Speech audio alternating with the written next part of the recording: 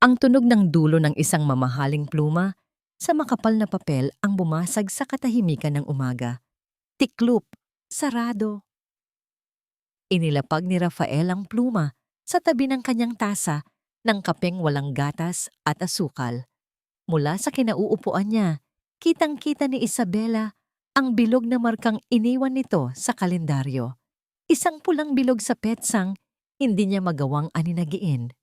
30 araw, sabi ni Rafael. Ang boses ay kalmado at walang emosyon, tulad ng salaming pader ng kanilang penthouse na nakatingin sa buong Makati. Hindi ito tanong, isa itong pahayag. 30 araw. Naramdaman ni Isabela ang unti-unting panlalamig ng kanyang mga kamay na nakahawak sa sarili niyang tasa ng tsa. Ang init mula sa porselana ay hindi sapat para pawin ang ginaw na gumapang mula sa kanyang puso hanggang sa dulo ng kanyang mga daliri. Hindi lumingon si Rafael. Ang mga mata nito ay nasa mga numero pa rin, sa mga schedule, sa mga plano. Hindi siya sinasaktan ni Rafael gamit ang mga kamay. Sinasaktan siya nito gamit ang oras. Bumalik siya sa pagkain ng almusal na tila walang nangyari. Isang perpektong pagkilos, isang perpektong asawa. Sa labas, ang Makati ay kumikinang na parang entabladong hindi pinapatay ang ilaw. Ngunit sa loob ng salaming pader na ito, sa itaas ng lahat, ang bawat paghinga ni Isabela ay may kasamang takot. Ang hangin ay tila manipis, kinokontrol. Napatayo si Isabela, dahan-dahan. Magpapahinga na muna ako. Isang tango lang ang sagot ni Rafael, hindi pa rin inaalis ang tingin sa kanyang mga papel. Bawat hakbang ni Isabela palayo sa mesa ay isang maliit na tagumpay. Pagpasok niya sa kanilang malawak na walk-in closet, isang lugar na puno ng mga damit at sapatos na hindi niya pinili. Doon lang niya hinayaang bumagsak ang kanyang mga balikat. Huminga siya ng malalim, ngunit ang hangin ay tila nanatili sa kanyang lalamunan. May isang kahon ng sapatos sa pinakadulong sulok, sa ilalim ng mga damit na para sa taglamig na hindi naman niya kailanman magagamit. Luma na ang kahon. Ang brand ay hindi kasing mahal ng mga nakapaligid dito. Dahan-dahan niya itong binuksan. Sa loob, nakabalot sa isang lumang panyo, ay isang lumaring cellphone. Ang screen ay maliit. May kaunting gasgas sa gilid. Ang regalo na minsan niyang tinanggap mula sa kanyang ama. Bago pa dumating si Rafael sa buhay niya. Naalala niya ang araw na ibinigay ito ni Rafael. Hawak nito ang luma niyang telepono na parang isang maruming bagay. Basura, sabi nito. Hindi galit, pero mas masakit ang pagkakasabi.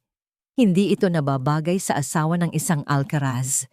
Pinalitan ito ng pinakabago, pinakamahal, at pinakakontroladong modelo. Ngunit itinago ni Isabela ang basura. Dahil ang basurang ito, ang tanging koneksyon niya sa buhay na dati niyang kilala.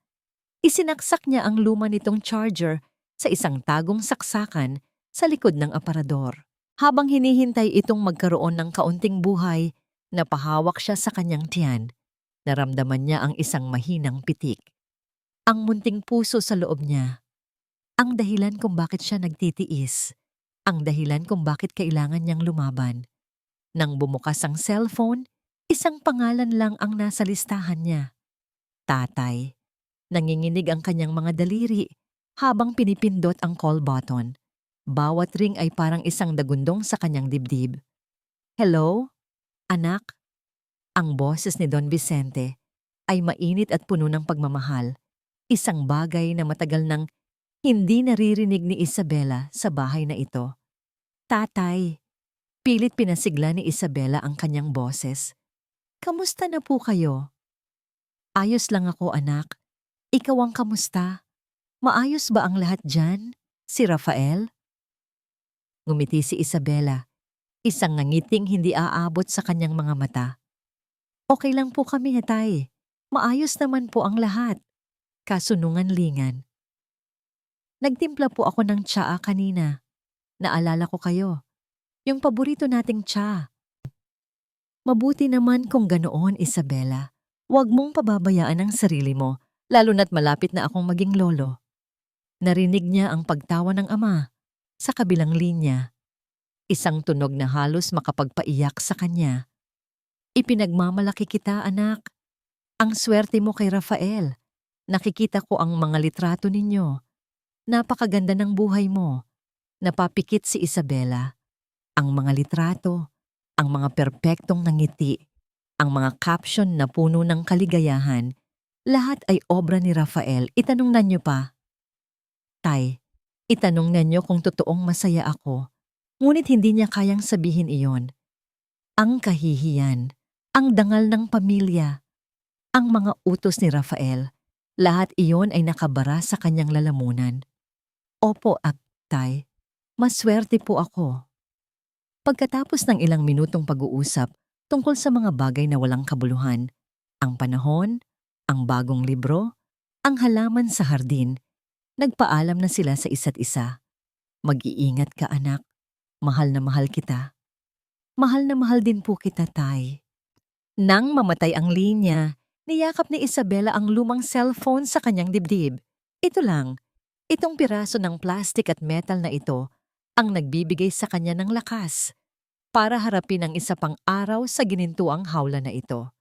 Naramdaman niya ulit ang paggalaw ng sanggol sa kanyang sinapupunan. Mas malakas ngayon. Isang paalala. Hindi lang ito para sa kanya, para ito sa kanila. Dahan-dahan niyang ibinalik ang cellphone sa kahon at ang kahon sa pinakatagong sulok nito. Inayos niya ang kanyang sarili, pinunasan ng isang butil ng luha na hindi niya namalayang pumatak at huminga ng malalim bago lumabas ng closet. Ngunit pagpihit niya ng seradura, bumukas na ang pinto mula sa labas. Nakatayo roon si Rafael, ang mga mata ay kalmado. Ngunit may isang kislap doon na nagpatigil sa pagtibok ng puso ni Isabela. Isang ngiti ang gumuhit sa kanyang mga labi. Isang ngiting nagpalamig sa buong silid. Sino ang kausap mo? Mahal ko? Ibinaba ni Don Vicente ang telepono sa ibabaw ng kanyang malaking lamesang gawa sa mahogany. Ngunit ang kanyang kamay ay nanatili roon, nakapatong, na para bang ang bigat ng buong pag-uusap nila ni Isabela ay nanatili sa kanyang palad. May mali. Isang matandang negosyante si Don Vicente. Sanay siyang bumasa ng tao, sa likod ng mga ngiti, sa ilalim ng mga formal na salita, sa mga sandaling katahimikan. At sa boses ni Isabela kanina, mayroong isang perpektong katahimikan. Masyadong perpekto, masyadong plantsado. Tumayo siya at lumapit sa bintana ng kanyang opisina. Mula sa gusaling ito sa Ortigas, tanaw niya ang unti-unting pagbabago ng kulay ng langit habang papalubog ang araw. Ngunit hindi ang tanawin ang kanyang tinitingnan.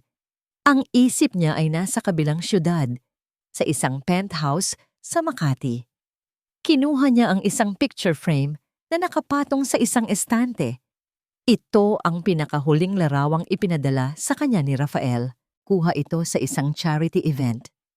Si Rafael ay nakangiti, ang ngiti ng isang taong nasa kanya ang mundo. Si Isabela ay nasa tabi nito, maganda sa isang kumikinang na damit, nakangiti rin. Pero ang mga mata, tinitigan ni Don Vicente ang mga mata ng kanyang anak. Walang kislap. Ito ang ngiti na ibinibigay mo sa mga litrato, hindi ang nangiting nagmumula sa puso. Isang nangiting pinraktis, isang nangiting pagod. Bigla niyang naalala ang Isabela niya noon.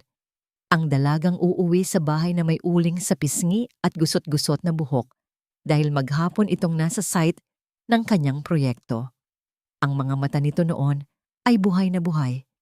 Nagniningning sa tuwa habang ipinapakita sa kanya ang mga blueprint ng isang bahay na idinisenyo niya. Tingnan mo. Tay, sasabihin nito, dito papasok ang liwanag ng umaga. Nasaan na ang kislap na yon? Nasaan na ang babaeng nangangarap magtayo ng mga tahanan? Tila ba ang tanging ginagawa na lang nito ngayon ay manirahan sa isang tahanang hindi kanya? Isang malamig na agos ng pag-aalala Ang bumalot kay Don Vicente, mas malakas kaysa dati. Hindi ito normal na pag-aalala ng isang ama. Ito ay isang instinct, isang babala. Bumalik siya sa kanyang mesa, umupo, at dinampot ang telepono. Ngunit hindi na si Isabela ang kanyang tinawagan. Iba ang numero na kanyang pinindot. Isang numero mula sa kanyang pribadong direktoryo. Reyes, Vanguard and Associates. How may I help you? Sagot ng isang profesional na boses. Vicente Cruz here. Sabi niya, ang kanyang boses ay bumalik sa pagiging CEO. I need to speak with your top financial analyst. The best one you have. Sa isang hiwalay na opisina sa Bonifacio Global City, isang pangalan ang lumitaw sa screen ng isang batang abogada. Inquiry 4. Luna Reyes. Client, Don Vicente Cruz. Subject, Confidential Financial Review. Tumaas ang isang kilay ni Luna Reyes. Kilala niya ang pangalang Don Vicente Cruz, isa sa mga respetadong haligi ng lumang yaman sa Pilipinas. Ano ang kailangan nito sa kanya? Binuksan niya ang kalakip na file. Isa lang ang nakasulat na pangalan ng kumpanyang kailangan ng routine check. Alcaraz Corporation. Napahinto si Luna sa pag-inom ng kanyang kape. Rafael Alcaraz, ang golden boy ng Makati, ang makabagong Midas na lahat ng hawakan ay nagiging ginto. Para sa karamihan, siya ay isang henyo. Para kay Luna, may iba siyang nararamdaman. Ilang oras ang lumipas. Ang araw ay tuluyan ng lumubog at ang mga ilaw na lang ng syudad at ng kanyang lamp ang nagsisilbing liwanag sa opisina ni Luna. Ang kanyang mesa ay puno ng mga printout, mga financial statement, mga public disclosure. Sa unang tingin, perpekto ang lahat. Kumikinang, malinis, walang bahid. Tulad ng imahe ni Rafael Alcaraz, ngunit trabaho ni Luna na maghanap ng mga bitak sa perpektong pader. At nakakita siya ng isa. Isang maliit na inconsistency sa isang investment fund na nakabase sa ibang bansa. Isang hibla ng sinulid na kung hihilahin ay maaring maging sanhi ng pagguho ng lahat. Dinampot niya ang kanyang telepono at tinawagan ang numero ni Don Vicente. Mr. Cruz, Luna Reyes speaking. Yes, Miss Reyes, may nakita ka ba? Tanong ni Don Vicente, hindi maitago ang pagkasabik sa boses. Nag-alinlangan si Luna sandali bago sumagot. Ang kanyang boses ay kalmado at profesional, ngunit may diin sa bawat salita. Mr. Cruz, may ilang irregularities sa mga public report ng Alcaraz Corporation. Sa tingin ko, mas maganda kung mag-uusap tayo ng personal. Ilang araw ang lumipas na puno ng mabigat at maingat na katahimikan. Si Isabela ay kumikilos sa loob ng penthouse na parang isang mananayaw sa alambre. Bawat galaw ay may sukat, bawat salita ay may pag-iingat. Si Rafael naman ay nagmamasid. Ang kanyang mga mata ay laging nasa kanya, kahit na ang atensyon nito ay nasa ibang bagay. Isang gabi, pumasok si Rafael sa kanilang silid na may dalang isang mahaba at patag na kahon. Ang logo sa ibabaw nito ay pamilyar kay Isabela, isang sikat na international designer. Para sa'yo, sabi ni Rafael. Ang boses ay malambing, ngunit ang ngiti ay hindi abot sa mga mata. Buksan mo! Nanginginig ang mga kamay ni Isabela habang inaangat ang takip ng kahon. Sa loob, nakalatag sa puting seda ay isang gown. Kulay dugo ito na kumikinang sa ilalim ng ilaw ng kanilang silid. Ang tela ay tila tubig na dumadaloy. At ang mga kristal na nakaborda dito ay parang mga bituin. Ito ang pinakamagandang damit na nakita niya sa buong buhay niya. Isukat mo! Utos ni Rafael. Sumunod si Isabela.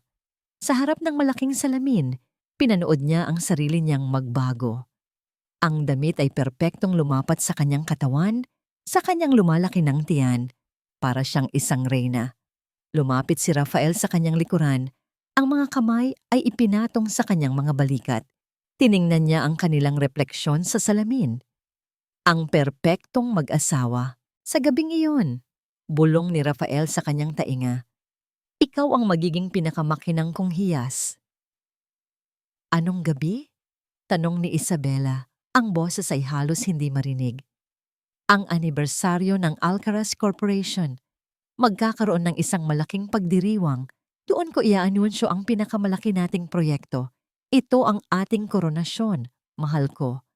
Ang gabi kung kailan makikita ng buong mundo kung gaano tayo kaperpekto. Koronasyon. Doon tumama ang lahat kay Isabela. Ang petsa ng party. Ito ang pulang bilog sa kalendaryo. Ito ang huling araw ng 30 araw na bilang. Ito ang Mokwanhao na sinasabi ni Rafael. Isang perpektong katapusan. Naramdaman niya ang pag-init ng kanyang mga mata. Sa refleksyon, nakita niyang nagbago ang ekspresyon ni Rafael. Huwag mong dudumihan ng luha ang damit na yan, Isabela. Ang damit ay naramdaman niyang bumigat sa kanyang mga balikat na parang isang kadena. Hindi siya reyna, isa siyang palamuti. Isang manika sa loob ng isang kahon ng salamin. Kinagabihan, hindi makatulog si Isabela. Nakahiga siya sa tabi ni Rafael, pinakikinggan ang mahimbing at ritmikong paghinga nito. Ang paghinga ng isang taong walang inaalala sa mundo. Isang sipa. Napahawak siya sa kanyang tiyan. Isang mahina, ngunit malinaw na sipa mula sa loob.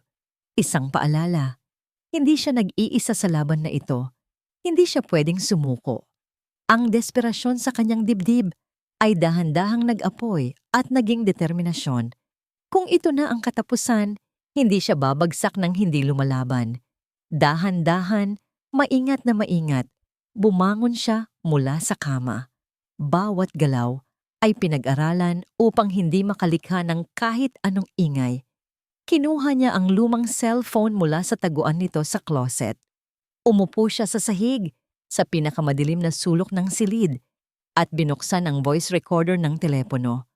Itinutok niya ito sa direksyon ni Rafael. Naghihintay.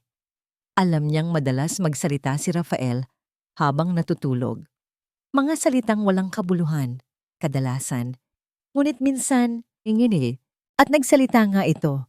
Ang mga pondo, ilipat sa Cayman. Nanigas si Isabela, pondong multo. Ghost funds. Walang makakaalam. Malinis. Ang lahat ay malinis. Mabilis niyang pinatay ang recording. Ang kanyang puso ay dumadagundong sa kanyang dibdib. May ebidensya na siya. Isang maliit na hibla, pero isang hibla pa rin. Gamit ang mahinang signal ng Wi-Fi mula sa kapitbahay na nasasagap lang sa isang partikular na sulok ng bintana. Binuksan niya ang isang anonymous na email account na ginawa niya ilang linggo na ang nakalilipas. Sa isang forum tungkol sa financial crimes, may nabanggit na isang email address na ginagamit para sa pag-report ng mga kahina-hinalang transaksyon ng hindi nagpapakilala. Isang email address na sinasabing pinapatakbo ng isang grupo ng mga whistleblowers at investigative journalists to sijek potensyal na pandaraya sa Alcaraz Corp. Nag-type siya ng mabilis. Ang kanyang mga daliri ay halos hindi makahabol sa kanyang isipan.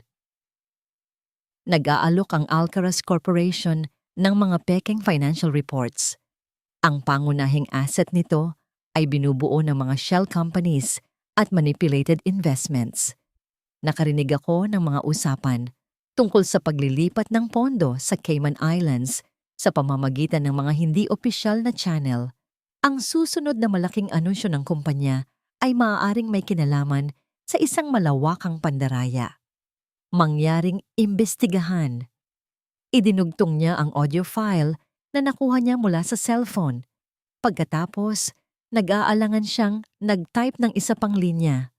Ako ang asawa ng CEO, si Rafael Alcaraz.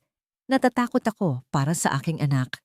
Napatingin siya sa kalendaryo sa kanyang bedside table. 32 araw na lang. Isang linggo na ang nakalipas mula noong huli siyang nakapagsalita ng maayos sa kanyang ama. Kailangan niyang kumilos. Kailangan niyang gumawa ng paraan.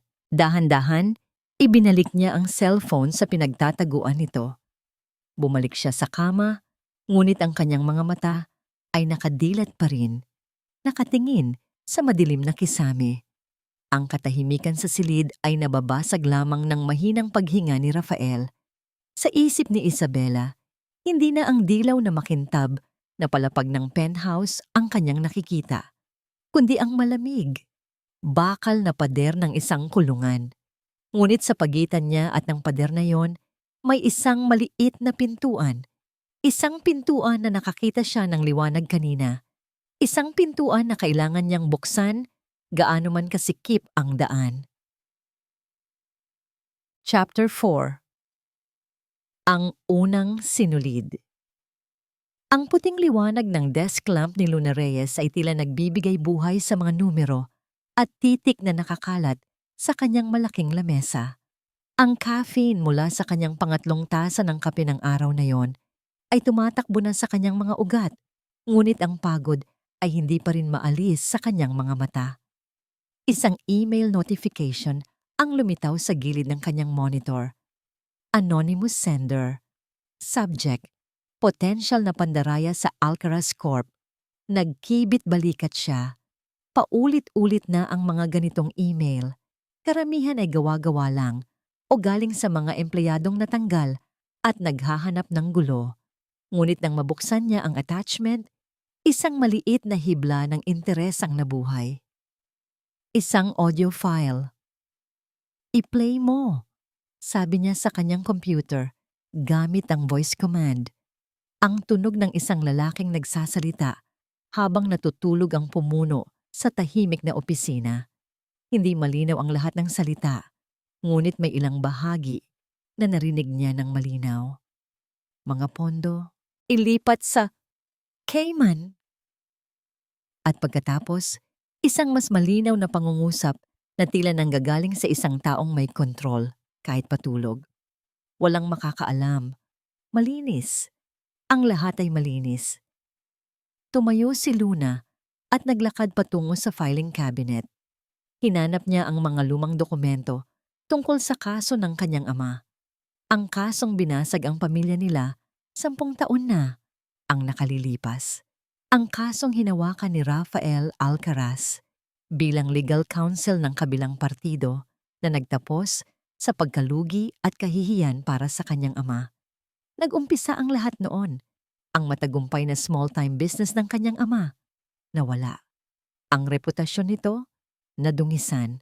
Ang kanyang ama, na dati pinagmumulan ng lakas at inspirasyon, ay nawalan ng pag-asa at tuluyang nagkasakit. Si Luna, noon ay isang batang law student pa lamang, ay nanumpa na magbabayad ang lahat ng sangkot. Ang pangalang Alcaraz ay laging nandoon, sa mga anino, ngunit hindi niya mahanap ang direktang koneksyon noon. Hanggang ngayon, kinuha niya ang pangalawang attachment sa email, isang maikling teksto. Ako ang asawa ng CEO, si Rafael Alcaraz. Natatakot ako para sa aking anak. Asawa ni Rafael Alcaraz, Isabela. Hindi man lang niya naalalang mayroon pala itong asawa. Muli niyang pinakinggan ang audio file, mas maingat ngayon. Ang boses ng babae na humihingi ng tulong ay tila nanggagaling sa isang taong desperado, ngunit mayroon ding kakaibang lakas sa paghingi nito. Kinuha ni Luna ang telepono at tinawagan ang numero ni Don Vicente Cruz. Mr. Cruz, Luna Reyes speaking. Yes, Miss Reyes, may nakita ka ba? Tanong ni Don Vicente. Ang boses ay nagpapakita ng matinding pag-asa. Nag-isip si Luna sandali. Hindi niya maibibigay ang lahat ng detalye. Hindi pa. Ngunit sapat na para maniwala ang matandang Cruz. Mr. Cruz, may ilang irregularities sa mga public report ng Alcaraz Corporation. May mga transaksyong hindi tumutugma at isang investment fund na tila may problema. Sa tingin ko, mas maganda kung mag-uusap tayo ng personal. Nagkaroon ng mahabang katahimikan sa linya. Kailan? Tanong ni Don Vicente. Ang kanyang boses ay mas matatag na ngayon. Bukas, sa The Blackbird Coffee Shop sa Rockwell, 10:00 ng umaga. At Mr. Cruz, Dagdag ni Luna, ang kanyang boses ay may bahid ng determinasyon.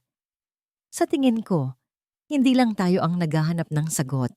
Mayroon pang ibang gustong lumabas mula sa loob ng Alcaraz Corporation. Ang bawat araw ay may bagong patakaran. Walang nakasulat, walang sinasabi ng direkta, ngunit nararamdaman ni Isabela ang unti-unting paghigpit ng mga pader sa paligid niya. Isang umaga, habang nagbabasa siya sa sala, inabutan siya ni Rafael ng isang manipis na kahon. Mas maliit kaysa sa kahon ng gown, pero ganun din ka-elegante. Isang regalo, sabi ni Rafael, umupo sa tabi niya. Para hindi ka na mahirapan, nakasetup na ang lahat ng kailangan mo. Binuksan ito ni Isabela, isang bagong cellphone, ang pinakabago at pinakamahal na modelo. Kumikinang, walang gasgas, perpekto. Salamat, sabi niya, pilit nang ngumingiti. Kinuha niya ang telepono.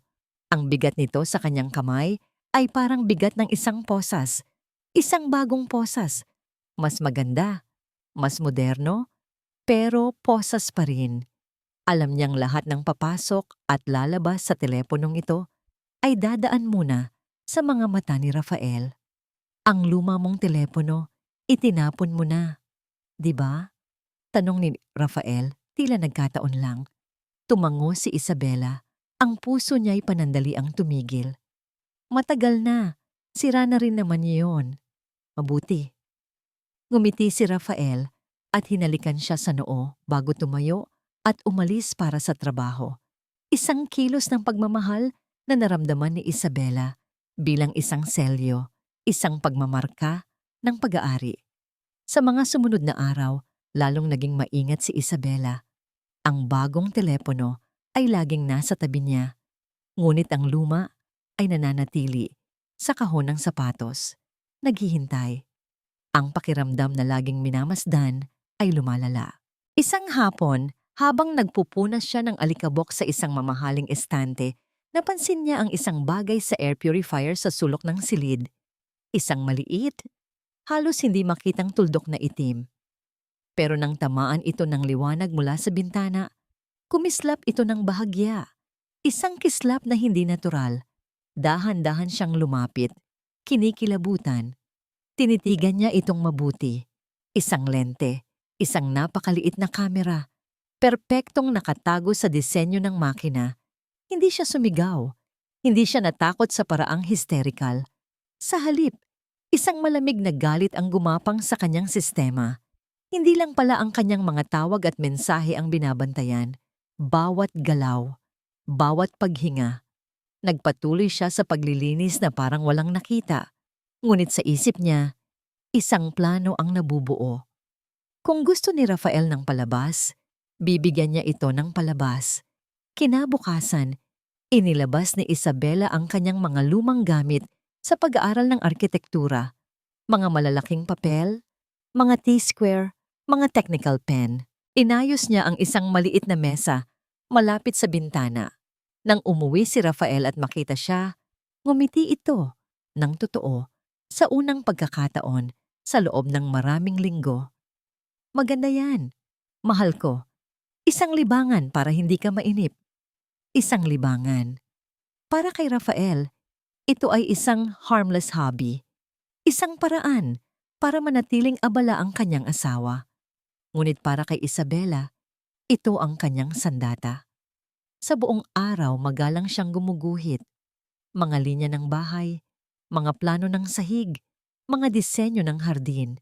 Ang kanyang mga kamay ay muling gumawa ng mga bagay na dati niyang minamahal. Ngunit kapag sigurado siyang walang makakakita, sa likod ng mga papel na ito, doon niya isinusulat ang lahat. Ang mga pangalan ng kumpanya na naririnig niya sa mga tawag ni Rafael, mga numero ng account, mga petsa ng transaksyon. Isinusulat niya ang mga ito sa maliliit na letra, tinatago sa loob ng mga sukat ng pader o sa mga anino ng mga puno sa kanyang mga guhit. Ang kanyang mga disenyo ay naging mga mapa ng krimen. Ngunit paano niya ito mailalabas? Naalala niya ang isang lugar sa penthouse na hindi kailanman pinapasok ni Rafael. ang maliit na sauna room sa tabi ng kanilang banyo. Hindi ito ginagamit dahil ayaw ni Rafael sa amoy ng cedarwood. Ito ang nag-iisang blind spot. Isang gabi, nagdahilan siyang magtatagal sa pagligo. Dala ang isang iginulong na blueprint, pumasok siya sa madilim at maalinsangang sauna. Doon, sa ilalim ng mahinang ilaw ng kanyang lumang cellphone, kinuhanan niya ng litrato ang mga nakatagong tala sa likod ng kanyang mga guhit. Ang kanyang puso ay kumakarera. Ang pawis sa kanyang noo ay hindi lang dahil sa init. Pinindot niya ang send. Ang mga litrato, kasama ang isang maikling mensahe.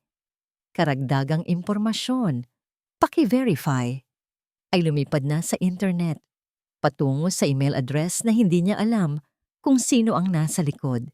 Nakahinga siya ng maluwag, isang maliit na tagumpay. Inayos niya ang lahat at lumabas ng banyo. Handa nang itago muli ang kanyang mga sandata. Ngunit pagbukas niya ng pinto ng kanilang silid, nandoon ang kanilang kasambahay, si Aling Nita, ang babaeng matagal nang nagsisilbi sa pamilya ni Isabela at pinagkakatiwalaan niya ng lubos. Si Aling Nita ay nakatingin sa mesa kung saan nakakalat ang kanyang mga drawing. Ang mukha ay nag-aalala. "Ma'am," sabi nito, ang boses ay mahina. "Pinapalinis po ni Sir Rafael itong lahat ng mga drawing ninyo." Ang opisina ni Luna Reyes ay naliligo sa malamig na asul na liwanag mula sa kanyang mga monitor. 2:00 na ng umaga. Ang buong syudad ay natutulog, ngunit ang kanyang isipan ay mas gising pa kaysa dati. Sa screen, nakabukas ang mga litratong ipinadala mula sa anonymous na email, mga blueprint. Sa unang tingin, mukha lang itong mga ordinaryong disenyo. Ngunit alam ni Luna na may higit pa rito. Para siyang isang arkeologo na naghuhukay ng isang sinaunang kasulatan. Parang may code. Bulong niya sa sarili. Pinalaki niya ang isang litrato. Isang floor plan ng isang malaking bahay. Napansin niya ang mga sukat na nakasulat sa gilid. Hindi ito normal na sukat. May mga numero ng account, mga petsa, at mga pangalan ng kumpanya na isiniksik sa mga linya. Isang pangalan ang umagaw sa kanyang atensyon. Vesta Holdings. Mabilis niyang hinanap ito sa kanyang database. Isang shell company. Walang operasyon, walang empleyado. Ngunit milyon-milyong dolyar ang dumadaloy dito bago mawala sa isang network ng mga offshore accounts. Ito ang hibla ng sinulid na hinahanap niya. Sinundan niya ang daloy ng pera mula sa Vesta Holdings pabalik sa isang mas lumang transaksyon hanggang sa natuntun niya ang pinagmulan ng isa sa mga pinakaunang investment ni Rafael Alcaraz. Isang transaksyon na nagbigay sa kanya ng sapat na kapital para simulan ang kanyang imperyo. Ang pera ay nanggaling sa sapilitang pagbili ng isang maliit ngunit matagumpay na construction company na nalugi 10 taon na ang nakalipas. Ang pangalan ng kumpanya ay simple lang, pamilyar, Reyes and Sons Builders. Napahinto sa pagtipa si Luna. Napasandal siya sa kanyang upuan. Ang pangalang iyon, imposible. Napakaraming Reyes sa mundo. Isang malaking koinsidensya lang. Ngunit hindi siya mapakali. May kung anong bumubulong sa kanyang isipan. Pumunta siya sa isang luma at bakal na filing cabinet sa sulok ng kanyang opisina. Ito ang mga personal niyang gamit, mga bagay na dinala niya mula sa bahay ng kanyang mga magulang. Sa pinakailalim na drawer, sa ilalim ng mga lumang libro, naroon ang isang manipis at naninilaw ng folder. Reyes and Sons Builders, bankruptcy files. Nanginginig ang kanyang mga kamay habang binubuksan ito. Ang amoy ng lumang papel ay nagbalik sa kanya sa isang masakit na alaala. Naroon ang lahat. Ang mga legal notice, ang mga bank statement, ang mga pangalan ng mga taong bumili sa kumpanya sa napakababang halaga. At sa isang pahina, nakalista ang pangalan ng legal counsel na tumulong sa maayos na transition ng pag-aari. Isang bata at ambisyosong abogado noon. Isang pangalang susunog sa kanyang kaluluwa, magpakailanman. Attorney Rafael M. Alcaraz. Bumagsak ang folder mula sa kanyang mga kamay. Ang mga papel ay nagkalat sa sahig. Biglang bumalik ang lahat. Ang kanyang ama, si Engineer Miguel Reyes, nakaupo sa madilim nitong opisina sa kanilang bahay, napapalibutan ng mga blueprint na hindi na maitatayo. Ang balikat nitong laging tuwid at matatag ay nakayuko sa bigat ng pagkatalo. Paano nangyari nga pa? Tanong ng batang si Luna. Tumingin ang kanyang ama, ang mga mata ay walang buhay. May isang pating anak, isang batang pating na napakagaling magtago. Akala ko tutulungan niya ako, pero kinain niya ako ng buo. Si Rafael Alcaraz ang pating. Itinayo niya ang kanyang imperyo sa mga buto ng pangarap ng kanyang ama. Isang luhang mainit ang pumatak sa pisngi ni Luna, pero mabilis niya itong pinunasan. Ang luhang yon ay hindi para sa kalungkutan, para ito sa galit. Isang dalisay at nag-aapoy na galit. Tumayo siya. Ang pagod na naramdaman niya kanina ay ganap na nawala. Pinalitan ng isang malamig at matalim na enerhiya. Lumapit siya sa bintana at tinanaw ang mga ilaw ng Makati. Ang kaharian ni Rafael Alcaraz, ang kahariang itinayo sa kasinungalingan at sakit. Dinampot niya ang kanyang telepono at tinawagan si Don Vicente Cruz kahit alam niyang hating gabi na. Sumagot ito sa unang ring, tila naghihintay. Miss Reyes? Ang boses ni Luna ay kalmado, ngunit ang bawat salita ay matalas na parang bubog. Mr. Cruz, sabi niya, hindi na ito isang simpleng financial investigation. May katahimikan sa kabilang linya. Naging personal na ito. Pagpapatuloy ni Luna, ang kanyang mga mata ay nakatitig sa pinakamataas na gusali sa kalangitan ng Makati, ang Alcaraz Tower. Hindi lang natin siya ibabagsak, sabi niya. Ang boses ay malamig na parang yelo. Dudurugin natin siya. Naramdaman ni Isabela na nanigas ang dugo sa kanyang mga ugat. Pinapalinis po ni Sir Rafael itong lahat ng mga drawing ninyo. Ang mga salitang iyon ni Aling Nita ay parang isang hatol. Napatingin siya sa mga mata ng matandang kasambahay. Sa isang kisap mata, nagkaunawaan sila. Isang mabilis, halos hindi mahahalata, at desperadong pag-iling mula kay Isabela. Isang bahagyang tango mula kay Aling Nita. Isang pangako na hindi bibitiwan.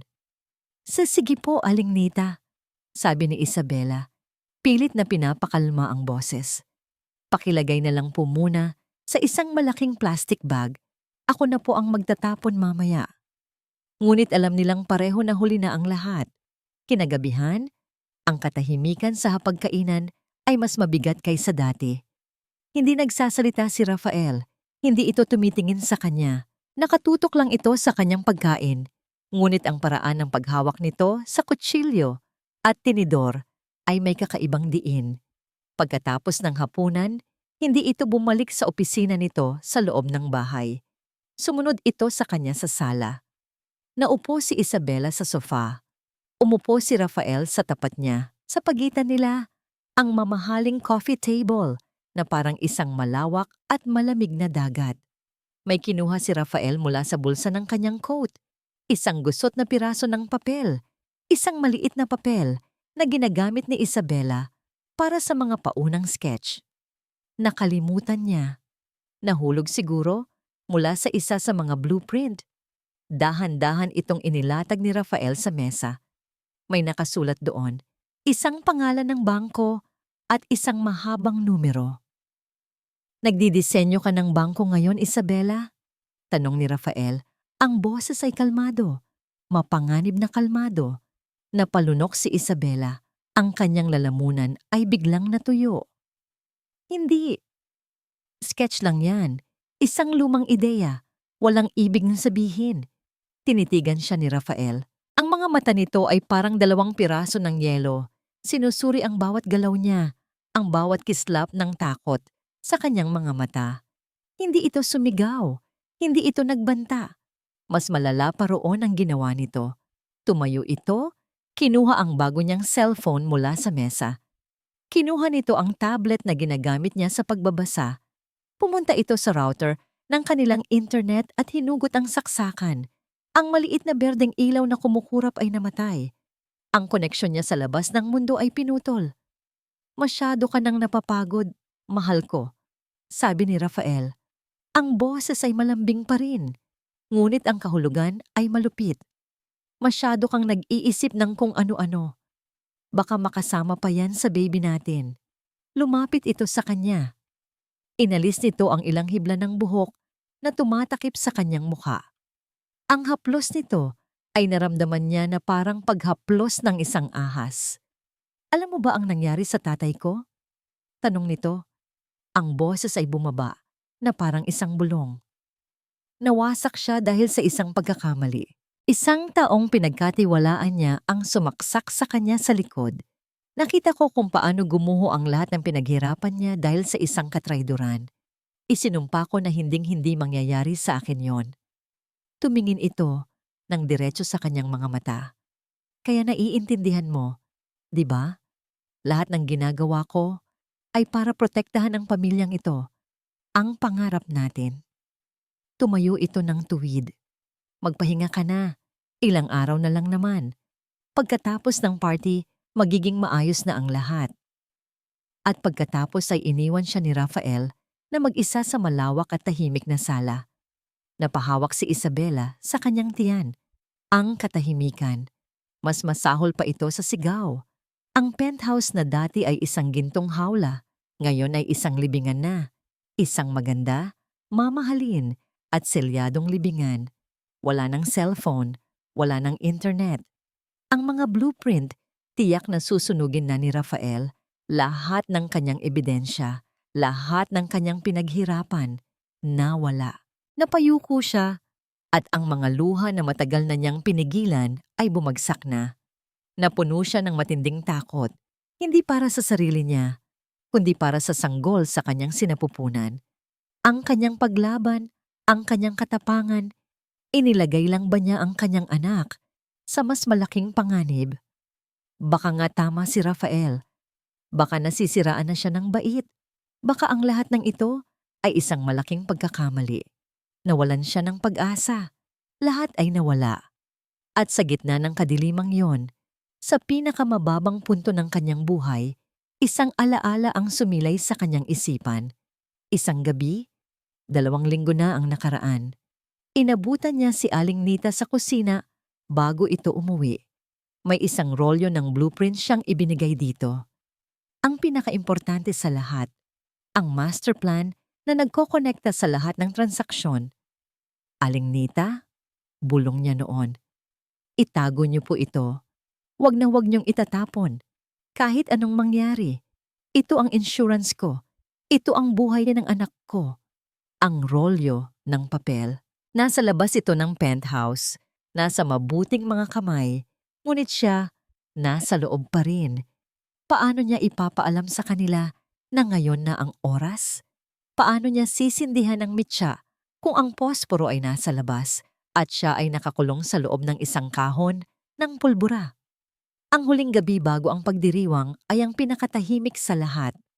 Walang salita, walang haplos. Ang presensya lang ni Rafael sa kabilang panig ng kama ay sapat na para hindi makahinga si Isabela. Alam niyang gising din ito. Pareho silang naghihintay. Kinaumagahan, ang araw ng party, isang pangkat ng mga stylist at makeup artist ang dumating sa penthouse. Mga utos ni Rafael, kailangan niyang maging perpekto para sa kanyang huling gabi.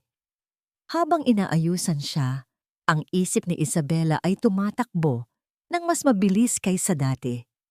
Kailangan niyang makagawa ng paraan. Mayroon siyang isang pagkakataon. Excuse me? Sabi niya sa makeup artist. Ang boses ay mahinahon. Maari ko bang mahiram ang salamin mo sandali? May gusto lang akong tingnan sa ngipin ko. Iniabot ng babae ang isang maliit na compact mirror. Sa ilalim ng mga matang mapagmasid ng mga katulong na personal na pinili ni Rafael, dinala ito ni Isabela malapit sa bintana. Nagkukunwaring naghahanap ng mas magandang liwanag. Ang kanyang mga kamay ay nanginginig. Itinapat niya ang salamin sa bintana. Hinahanap ang tamang anggulo. Ang sikat ng araw ay tumama dito, lumilikha ng isang maliit at nagniningning na sinag. Itinutok niya ang sinag na yon sa bintana ng katapat na gusali sa isang partikular na opisina na madalas niyang nakikita. 3 mabilis na kislap, isang sandaling paghinto, 3 mahabang kislap, at 3 mabilis na kislap ulit. Morse code, SOS. Isang lumang leksyon mula sa kanyang amang mahilig sa mga kwento ng espiya. Isang bagay na tinawanan niya noon. Ngayon, ito ang kanyang huling pag-asa. Nasa loob ng isang van si Don Vicente na nakaparada sa tapat ng gusali ng penthouse. Sa tabi niya ay isang lalaking may hawak na isang malakas na teleskopyo nakatutok sa bintana ng silid ni Isabela. Mayroon na ba? Tanong ni Don Vicente. Ang boses ay puno ng tensyon. Buong umaga na silang naghihintay ng senyales. Ito ang planong binuo nila ni Luna. Isang desperadong plano. "Sandali, sir," sabi ng lalaki. "May liwanag. Kumikislap." Teka, inuulit niya. Tinitigan ng lalaki ang mga kislap. Ang kanyang bibig ay bumubulong ng mga tuldok at linya. Pagkatapos ng ilang sandali, lumingon ito kay Don Vicente. Ang mga mata ay nanlalaki. "Sir, SOS ang signal." Napapikit si Don Vicente at huminga ng malalim. Ngayon na. Dinampot niya ang kanyang telepono at tinawagan si Luna. "Nakuha na natin ang signal. Ituloy niyo na." Sa kabilang linya narinig niya ang boses ni Luna, matatag at handa. "Roger that. Lahat ng piyesa ay nasa tamang lugar. See you at the party, Mr. Cruz." Ibinaba ni Don Vicente ang telepono at tinawagan ng isa pang numero. Isang luma at pinagkakatiwalaang kaibigan sa National Bureau of Investigation. "Oras na, General." Nakatayo si Luna Reyes sa harap ng isang malaking monitor sa kanyang command center, isang conference room na ginawa nilang war room. Kasama niya ang kanyang maliit ngunit pinagkakatiwalaang team ng mga forensic accountant at legal eagles. "Okay, team," sabi ni Luna. Ang kanyang boses ay umaalingaw-ngaw sa silid. "The signal is green. I-execute na ang lahat." Nagsimulang kumilos ang lahat na parang isang perpektong makina. Ang mga digital dossier, isend na sa mga contact natin sa media. Embargoed hanggang 9 p.m. sharp. Utos ni Luna. Ang mga kopya ng ebidensya, iserve na sa opisina ng Ombudsman at ng AMLC. Anti-Money Laundering Council. Ang ating mga testigo mula sa mga bangko sa Cayman, on standby na sila para sa video conference. Lumapit sa kanya ang kanyang assistant. May hawak na isang rolyo ng blueprint. Ang huling piraso ng puzzle na personal na inihatid ni Aling Nita kaninang madaling araw. Ito ang master plan, ang Rosetta Stone ng mga krimen ni Rafael. At ito, sabi ni Luna, hinahaplos ang papel. Ang magiging huling pako sa kanyang kabaong. Tumingin siya sa salamin. Nakasuot siya ng isang simple ngunit eleganteng itim na damit. Hindi siya mukhang isang abogadong papasok sa isang laban. Mukha siyang isang taong dadalo sa isang burol. Natapos na siyang ayusan. Tiningnan niya ang sarili sa salamin. Ang babaeng nakatingin pabalik ay isang estranghero. Maganda, perpekto, at may apoy sa mga mata. Pumasok si Rafael sa silid, nakasuot na ng kanyang mamahaling tuxedo. Ngumiti ito nang makita siya, ang nangiti ng isang mananalo. "Handa ka na ba, mahal ko?" Tanong nito, iniabot ang kamay. Oras na para harapin ang mundo. Tinanggap ni Isabela ang kanyang kamay. Ang balat nito ay malamig. "Handa na ako," sagot niya. Ang boses ay matatag. Habang naglalakad sila palabas ng penthouse, patungo sa kanilang huling pagtatanghal, naramdaman ni Isabela ang paggalaw ng sanggol sa kanyang sinapupunan. Isang malakas at puno ng buhay na sipa. Hindi na ito isang kilos ng takot. Ito ay isang kilos ng pagsang-ayon. "Lalaban tayo, anak." Ang ballroom ng isang 5-star hotel sa Makati ay kumikinang na parang kalawakan. Ang mga chandelier ay parang mga bituin. At ang mga bisita, mga politiko, mga bilyonaryo, mga celebrity, ay ang mga planetang umiikot sa iisang araw. Si Rafael Alcaraz. Nakatayo siya sa gitna ng lahat. Hawak ang kamay ni Isabela. Bawat ngiti, bawat bati, bawat tapik sa balikat ay tinatanggap niya na parang isang hari na tumatanggap ng parangal mula sa kanyang mga nasasakupan. Ito ang rurok ng kanyang buhay. Ang gabi kung saan ang lahat ng kanyang pinaghirapan, pinagplanuhan, at ninakaw ay magbubunga. Para sa kanya, si Isabela sa tabi niya ay ang kanyang pinakamahalagang tropeo, ang kanyang perpektong reyna. Hindi niya napapansin ang kakaibang katahimikan nito, ang lamig ng kamay nito sa loob ng kanyang palad. Ang nakikita lang niya ay ang babaeng hinulma niya, ang larawang ipinipinta niya para sa buong mundo. Ladies and gentlemen, anunsyo ng MC, may we request your attention as a true titan of the industry, the visionary, the man of the hour, Mr. Rafael Alcaraz, takes the stage. Nagpalakpakan ng lahat. Binitawan ni Rafael ang kamay ni Isabela, hinalikan ito sa pisngi at bumulong, "Panoorin mo ako, mahal ko. Ito na yon." Umakyat siya sa entablado na may kumpiyansa. Ang mga ilaw ay sumunod sa kanya. Sa likuran niya, isang napakalaking LED screen ang nagpapakita ng logo ng Alcaraz Corporation. Nagsimula siyang magsalita. Ang kanyang boses ay malakas at puno ng kapangyarihan. Nagsalita siya tungkol sa integridad, pangarap, at pagbabago. Nagsalita siya tungkol sa isang bagong proyekto, isang luntiang syudad na magbabago sa mukha ng bansa. Ang lahat ay nakikinig, nabibighani. Siya ang may-ari ng gabi, siya ang may-ari ng mundo. Habang nasa gitna siya ng kanyang talumpati, napansin niya ang isang bahagyang pagbabago sa liwanag sa kanyang likuran. Akala niya ay technical glitch lang. Nagpatuloy siya sa pagsasalita. At sa proyektong ito, ipinapangako ko sa inyo ang isang kinabukasan na binuo sa tiwala at... Ngunit huminto siya. Ang mga bulungan sa audience ay nagsisimula ng lumakas. Ang mga nakangiting mukha kanina ay napalitan ng pagkalito, pagkatapos ay pagkabigla. Dahan-dahan, lumingon si Rafael sa screen sa kanyang likuran. Wala na ang logo ng Alcaraz Corporation. Ang nakapaskil doon, sa napakalaking mga letra na nakikita ng lahat, ay ang pangalan ng isang shell company, Vesta Holdings. Sa ilalim nito, isang bank statement mula sa isang bangko sa Cayman Islands.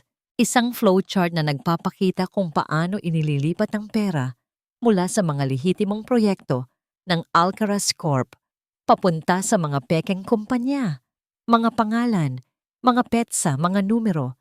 Nanlaki ang mga mata ni Rafael. Naramdaman niya ang pagkawala ng hangin sa kanyang mga baga. Anong nangyayari? Biglang nagbago ang nasa screen, isang dokumento.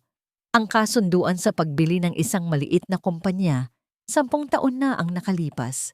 Reyes and Sons Builders. At sa ilalim, ang kanyang pirma.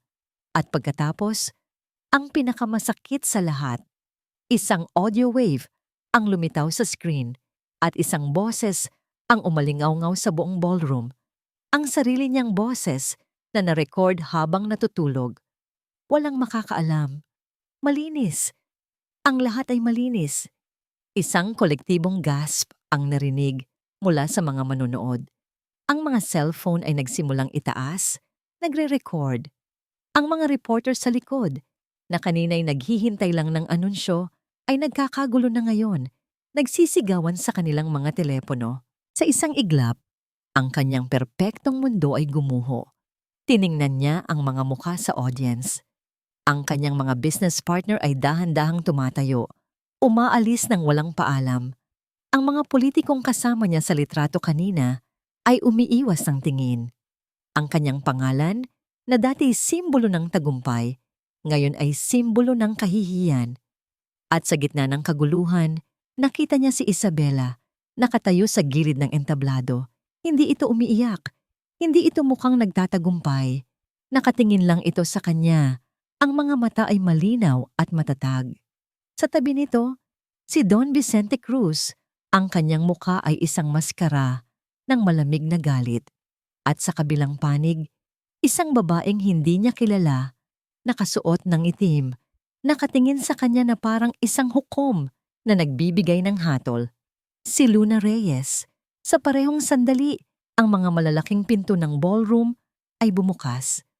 Mga unipormadong lalaki mula sa NBI ang pumasok. Ang kanilang mga hakbang ay mabigat at may awtoridad. Nakatayo pa rin si Rafael sa entablado, naliligo sa liwanag, ngunit hindi na siya ang bida. Isa na siyang kriminal na nahuli sa akto. Tumingin siya mula sa mga ahenteng papalapit sa mga bisitang tumatalikod, pabalik kay Isabela. Sa wakas, naintindihan niya. Ito ang Mokwanhao, ang perpektong katapusan, ngunit hindi para sa kanya. Para sa kanya, ito ang perpektong pagbagsak. Napaluhod siya sa entablado. Ang mikropono ay gumulong palayo sa kanyang kamay. Sa unang pagkakataon sa kanyang buhay, si Rafael Alcaraz ay walang masabi. Ang liwanag na gumising kay Isabela ay hindi na ang artipisyal na kinang ng Makati na tumatagos sa mga salaming pader. Ito ay ang malambot at ginintuang sikat ng araw ng umaga na malayang pumapasok sa bukas na bintana ng isang silid sa ospital. Sa kanyang mga bisig, natutulog ng mahimbing ang isang munting anghel, ang kanyang anak. Isang batang babae na may maitim na buhok at perpektong maliliit na daliri na nakakapit sa kanyang damit. Napangiti si Isabela, isang tunay na ngiti na nagmumula sa kaibuturan ng kanyang kaluluwa. Huminga siya ng malalim. Ang hangin ay malinis, walang bigat ng takot, walang amoy ng pagkukunwari. Malaya na siya. Ilang buwan na ang lumipas mula sa gabing iyon sa ballroom. Ang pagbagsak ni Rafael Alcaraz ay naging pambansang balita. Ang bawat detalye ng kanyang pandaraya, ng kanyang pagmamanipula, ay inilantad sa publiko. Nahatulan siya sa maraming kaso ng fraud at economic sabotage at ngayon ay nabubuhay sa isang mundong mas masikip kaysa sa penthouse na dati niyang kaharian, isang selda. Hindi na inisip ni Isabela ang tungkol sa kanya. Ang kanyang mundo ngayon ay umiikot na lang sa maliit na nilalang na nasa kanyang mga braso. Pinangalanan niya itong liway, isang lumang salitang Tagalog para sa bukang liwayway. Nang makalabas siya ng ospital, hindi na siya bumalik sa Makati. Tumira siya sa lumang bahay ng kanyang ama, sa isang tahimik na subdibisyon na napapaligiran ng mga puno. Doon, sa ilalim ng pag-aaruga ni Don Vicente, na ngayon ay isa ng mapagmahal na lolo, dahan-dahan niyang binuo muli ang kanyang buhay. Isang araw, habang pinapatulog niya si Liway, natagpuan niya ang kanyang mga lumang gamit sa pagguhit sa isang baul. Dinampot niya ang isang lapis. Sa simula, nanginginig pa ang kanyang mga kamay. Hindi sanay. Puno ng alaalang hindi maganda. Ngunit habang gumuguhit siya, ang mga linya ay unti-unting naging pamilyar at matatag. Ang kanyang pag-ibig sa arkitektura, ang talentong sinubukan ni Rafael na ibaon sa limot, ay naroon pa rin, naghihintay na muling mabuhay. Ang una niyang iginuhit ay hindi isang mansyon o isang mataas na gusali. Iginuhit niya ang plano ng isang bahay. Isang bahay na may malalaking bintana para sa liwanag, may malawak na hardin para sa mga bata, at may matibay na pinto para sa kaligtasan. Ang disenyo na yon ang naging simula. Sa tulong ng kanyang ama at ni Luna, na naging malapit na niyang kaibigan, ginamit ni Isabela ang isang bahagi ng perang nakuha niya mula sa legal na separasyon nila ni Rafael para itayo ang kanyang pangarap. Ngunit hindi ito isang pangarap para sa kanyang sarili. Makalipas ang isang taon, nakatayo si Isabela sa harap ng isang bagong gusali. Simple lang ito, moderno at napapalibutan ng luntiang halaman. Sa harapan, May isang karatula na nakasulat sa simpleng mga letra, Bahay Liway, a Center for Hope and Renewal. Ito ang kanyang proyekto, isang sentro para sa mga kababaihang nakaranas ng pang-aabuso, hindi lang pisikal, kundi emosyonal at psikolohikal. Isang lugar kung saan ang legal, psychological, at economic support ay nagsasama-sama. Isang lugar kung saan matututo silang muling magtiwala, muling mangarap, at muling mahanap ang kanilang mga boses. Sa araw ng inaugurasyon, habang hawak niya ang kanyang anak na si Liway, nagsalita si Isabela sa harap ng isang maliit na grupo ng mga taga-suporta at ng mga unang residente ng sentro. Hindi siya nagbigay ng isang madramang talumpati. Ikinuwento lang niya ang kanyang pinagdaanan, ng mahinahon, ng malinaw, ng walang paghuhusga. Ikinuwento niya kung paano ang karahasan ay hindi laging nag-iiwan ng pasa sa balat, ngunit laging nag-iiwan ng peklat sa puso. Ang mga pader na ito, sabi niya, habang hinahaplos ang pader ng gusaling idinisenyo niya, ay hindi itinayo para maging kulungan. Itinayo ang mga ito para maging kanlungan.